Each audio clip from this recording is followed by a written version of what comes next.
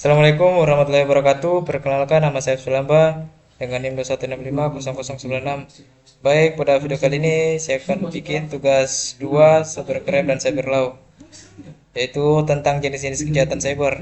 Yang pertama, pencurian identitas. Kasus wanita berusia 24 tahun dipenjara 66 bulan atas pencurian identitas senilai 51,5 miliar. Risiko identitas mencuri setidaknya 33 juta, sekitar 51,5 miliar, dan mencapai dan mencuci uang senilai sekitar 39 miliar. Dampaknya hilangnya sejumlah uang dan pihak yang dirugikan. Kedua, link phishing untuk bobol rekening bank dijual tersangka AV mulai dari 100.000. Risiko penipuan keuangan, dampaknya hilangnya sejumlah uang dari rekening nasabah. Pihak yang dirugikan yaitu nasabah pemilik rekening.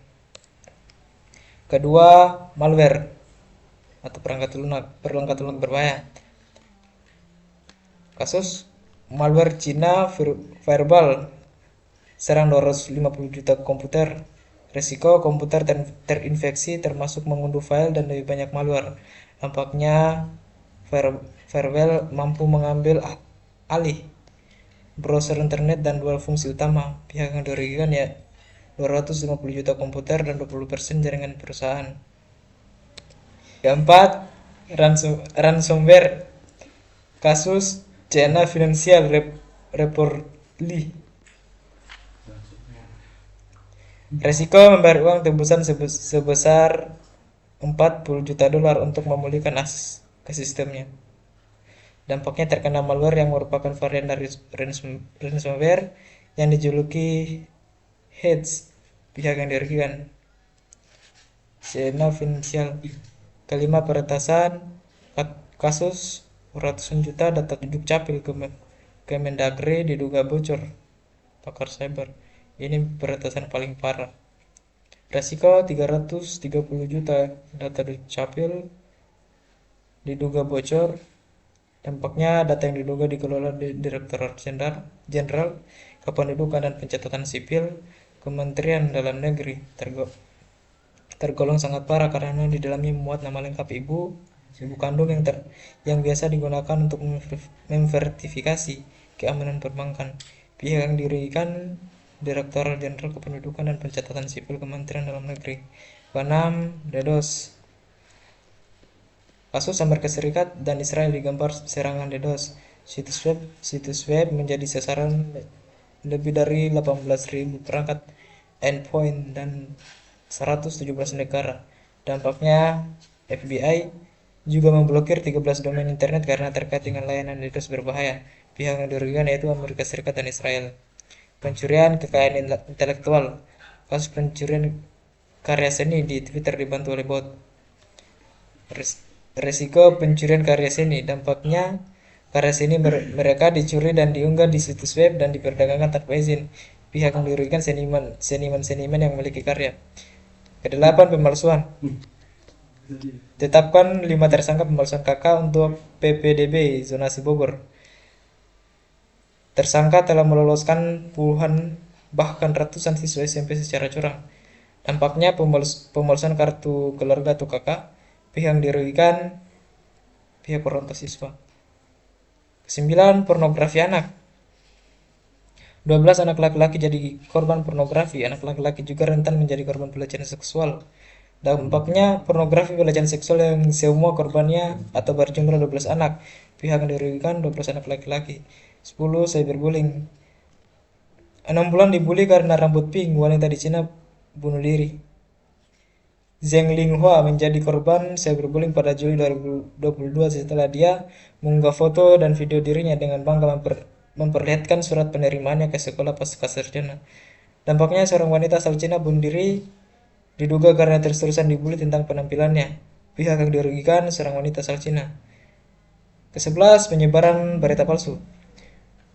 Bambang Tri divonis 6 tahun penjara kasus penyebaran berita bohong ijazah Presiden Jokowi. Bambang Trimulyono dijatuhi pidana selama 6 tahun. Dampaknya tindak pidana dengan menyebarkan berita bohong dengan sengaja dan hingga membuat keonaran secara bersama-sama. Pihak yang dirugikan Presiden Joko Widodo. 12.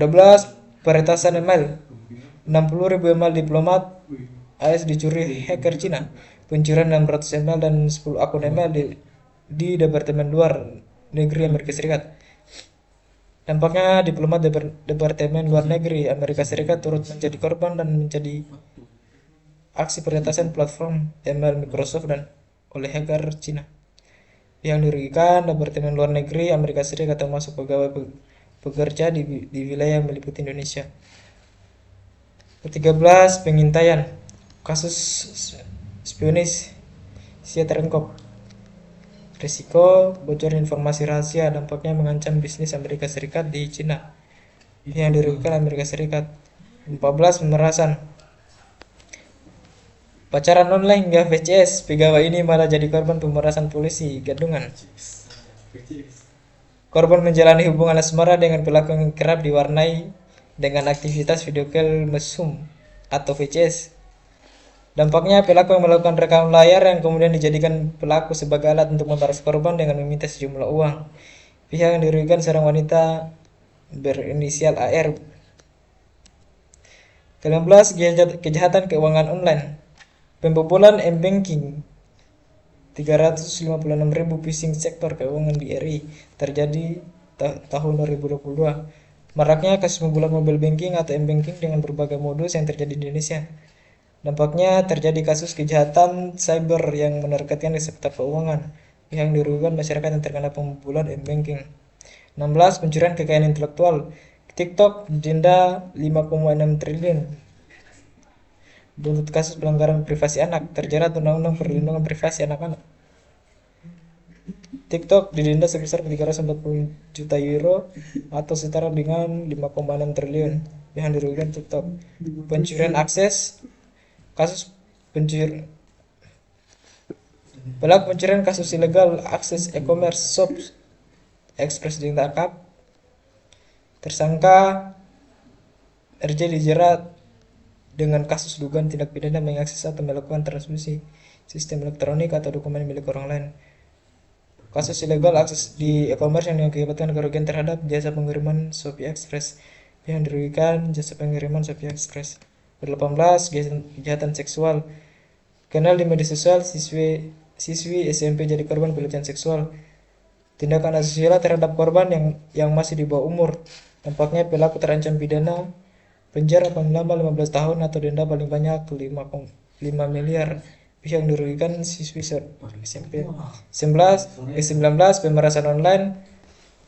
Pacaran online hingga VCS, pegawai ini malah menjadi korban pemerasan polisi Gadungan.